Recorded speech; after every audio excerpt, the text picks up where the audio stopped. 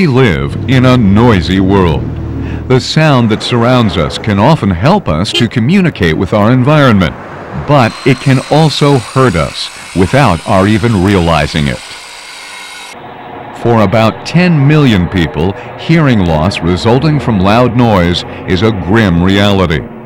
Noise can also cause stress and fatigue, interfere with concentration, and lower morale. In addition, many of these factors can also cause accidents. That's why the Occupational Safety and Health Administration, OSHA, created a regulation to protect workers from high levels of noise. It's called the Occupational Noise Exposure Standard.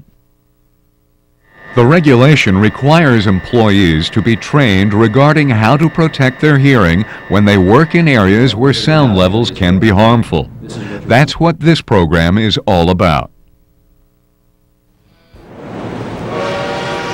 Noise has often been called any unwanted sound, but harmful noise is much more than that. The physical pressure created by high levels of sound can have a powerful effect on your body and your mind. While noise has many different characteristics, there are three that can be dangerous. The first is known as frequency. The notes produced by a piano change as each new key is struck.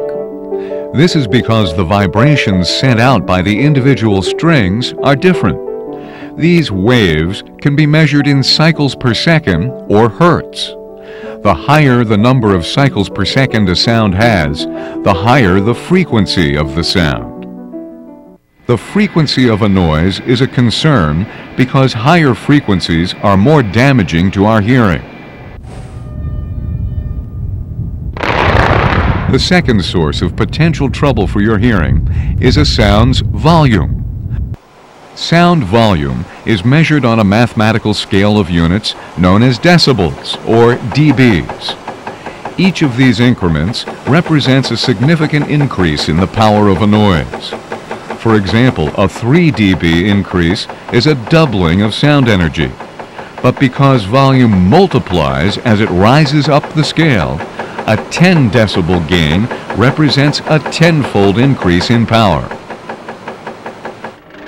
The third potentially harmful characteristic of sound is the length of time you remain within a noisy area.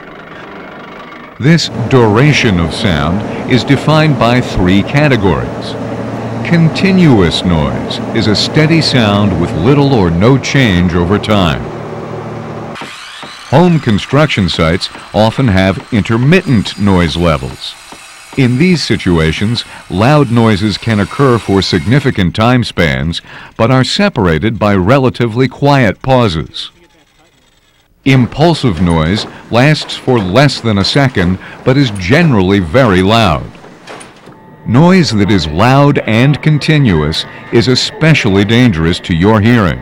It's when the loudness level reaches an average of 90 decibels over an 8-hour time frame that your hearing is in jeopardy. That's when OSHA's noise exposure regulation says you must take steps to protect your ability to hear. The ear is a delicate but remarkably efficient amplifier. In fact, even modern electronics are no match for the human ear. The outer ear collects sound waves as they come into the area. These are then funneled down the ear canal toward a tight membrane called the eardrum. When the sound waves strike the eardrum, it vibrates. The vibrations are then transmitted to the middle ear.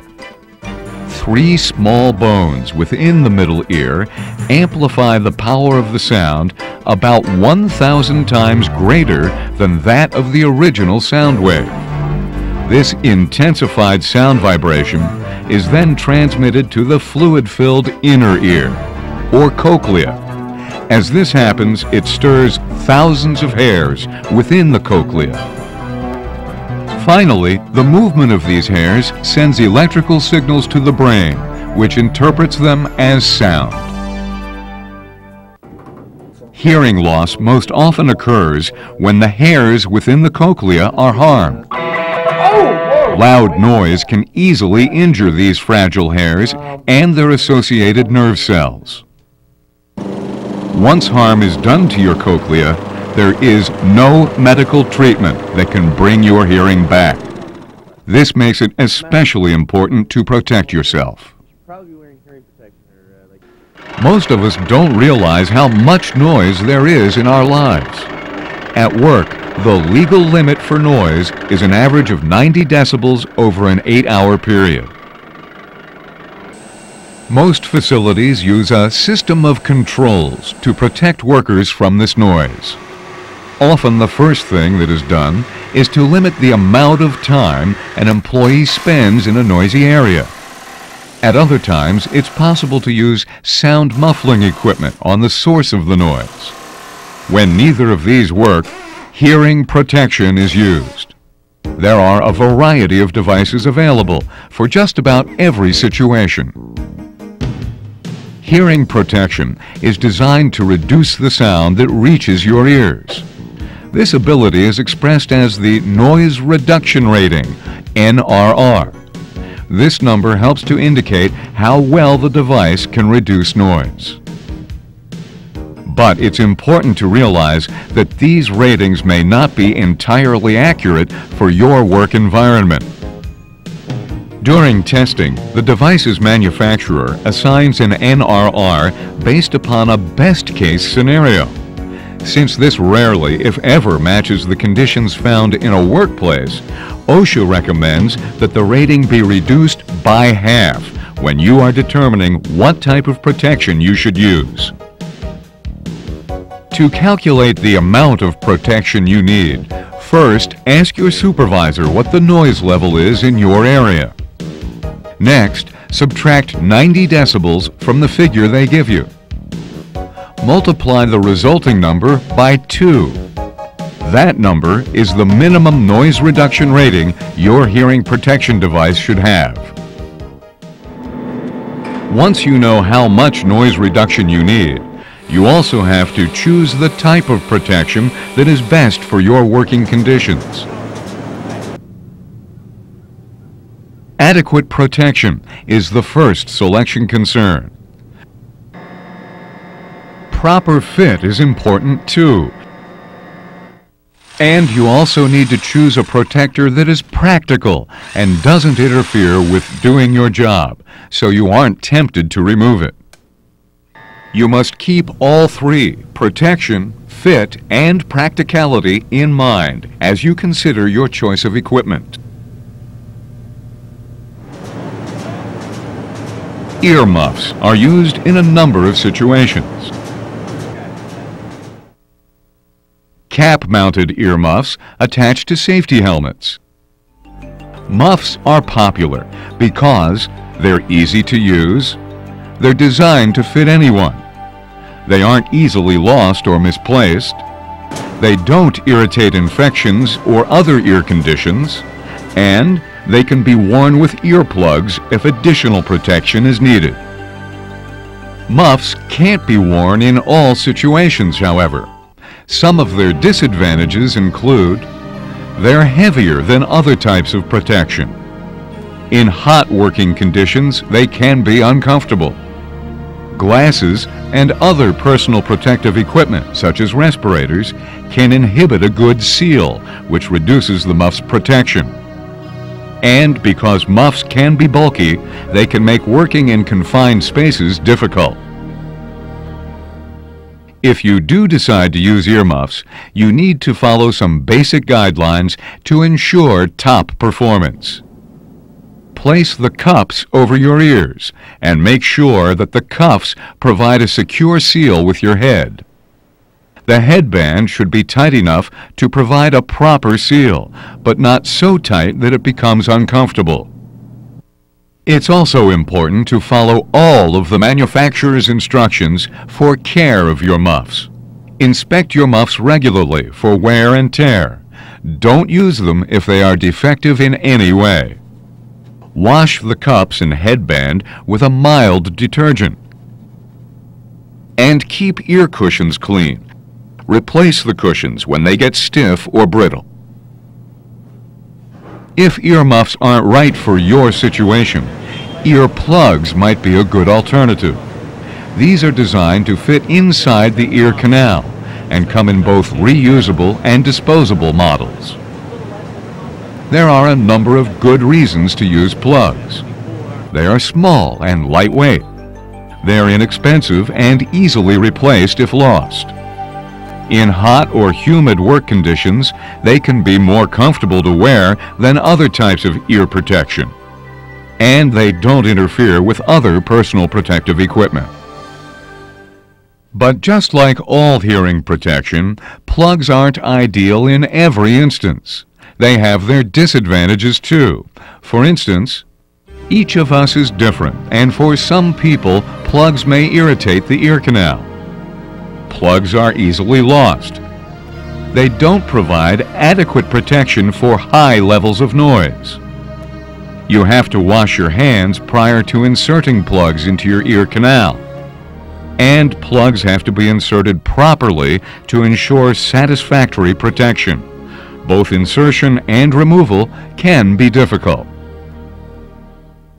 If you prefer plugs for your protection, be sure to take these steps to get their full benefit. Always wash your hands before handling earplugs. When using foam-type plugs, first shape them between your thumb and forefinger for easy insertion into the ear canal. When your plugs are ready, use your opposite hand to pull the ear outward and upward. Then insert the plug. Release your ear and make sure that the plug is fully inserted so it won't fall out. Caring for your plugs is just as easy as using them. The only care required for disposable plugs is that you throw them away. Never use disposable plugs more than once. Regularly inspect reusable plugs for torn flanges or other signs of wear. Don't use plugs that are weakened because they won't protect you well. Keep reusable plugs clean to avoid infection and to ensure a proper fit. Wash them with a toothbrush in mild detergent. Rinse the detergent off, then allow the plugs to air dry on a clean surface. Once they are completely dry, store them in their own plastic container. Earplugs work well in a variety of situations, but in locations where noise levels are intermittent, they can be bothersome. For these circumstances, canal caps may be more useful. Canal caps, sometimes called pods, consist of two earplugs held in place by a rigid band. As a result, these are easy to remove when sound levels decrease. The thing to remember about canal caps is that they offer less protection than either muffs or individual plugs. Ask your supervisor if this type of protection is suitable for your area.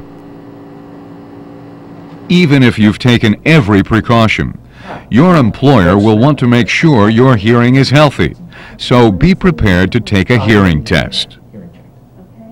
Hearing tests provide an accurate measure of your hearing ability. They also make it possible to start early medical treatment if your test shows a hearing loss. The first test establishes a starting point or baseline of your hearing. Remember, the goal of OSHA's noise exposure standard is to preserve your ability to hear human speech. Since the human voice is made up of many frequencies of sound, a hearing test is designed to measure your ability to hear at the 500, 1,000, 2,000, 3,000, 4,000, and 6,000 Hertz frequencies. The results are plotted on a graph called an audiogram. This is your hearing record. If a 10 decibel reduction in your ability to hear is detected at the 2,000, 3,000, or 4,000 Hertz frequencies, you will be notified. This kind of a hearing change is known as a standard threshold shift. It means that a sound has to be 10 decibels louder for you to hear it than was necessary in previous years. If the test shows you have experienced this kind of hearing loss, you may be asked to take the test again. This is to make sure the first test was accurate, or that the change was not a temporary one. Temporary hearing loss can be common. The hearing loss could also be the result of an ear infection or some other reason. To rule these out, you may be referred to another physician for a medical exam. The real test of any hearing conservation program is that it works. Remember these key points to keep your hearing in top condition. Noise can damage hearing when it averages 90 decibels or more for an 8-hour time period. Be particularly aware of high-frequency sound, loud sound, and the duration or length of time you are exposed to harmful sound. Worn properly, hearing protection blocks noise from reaching your ears. When choosing protective equipment, consider its noise reduction rating, comfort and fit, and practicality in your work environment. Hearing tests are a valuable tool in your fight to maintain your ability to hear, so make sure you have them regularly. Your life would not be the same without the ability to hear. Our hearing allows us to communicate with others, warns us about dangerous situations, and makes it possible to enjoy simple pleasures like music. Hearing is irreplaceable. Do everything you can to preserve this precious gift before it's too late.